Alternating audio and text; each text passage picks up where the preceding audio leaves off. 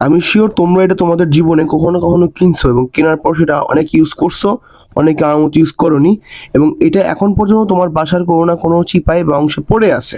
And আমার রুমে বা আমার বাসায় মোট 3টা খুঁজে পাই, সেটা হচ্ছে ডিকশনারি।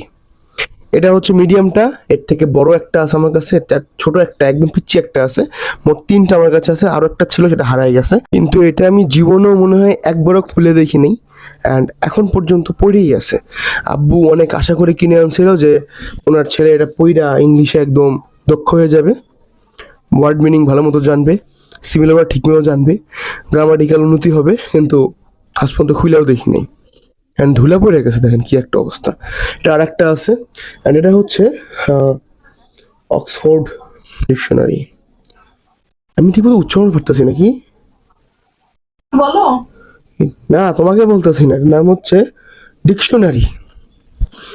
কিন্তু এটার মেন পতনের মূল কারণটা কি, মানে লাগেই নেই কোনো সময়। এটার মূল কারণ হচ্ছে গুগল, তারপর হচ্ছে ইউটিউব, তারপর চ্যাট জিপিটি, এছাড়া আরও যত ধরনের অ্যাপস বা ওয়েবসাইট আছে যেগুলো ওয়ার্ড মিনিং দেয় বা অলরেডি গুগলে সেগুলো অ্যাভেলেবেল যে কোনো ওয়েবসাইটে।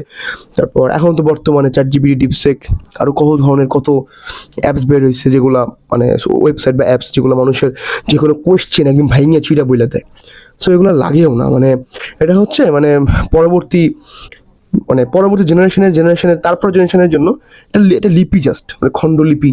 চ্যাকলেরম পাওয়া যেত, সেটা এখন একটা ক্লিকেই পাওয়া যায়, আমাদের পড়ে পড়ে বুঝতে হইতো, কিন্তু আমি আমার লাইফে কোনো সময় এটা পড়িনি আজ পর্যন্ত, সত্যি। অ্যান্ড আমার একটা টার্গেট ছিল যে 30 দিনে 30টা ভিডিওতে 1000 সাবস্ক্রাইবার হিট করার। অ্যান্ড অল্প একটা দিন বাকি, অল্প একটা ভিডিও বাকি। সো প্লিজ সাবস্ক্রাইব করে দাও, এই যে এখানে সাবস্ক্রাইব করে দাও এখনই, কারণ ভাই টার্গেট ছিল। Thank you very much, bye by.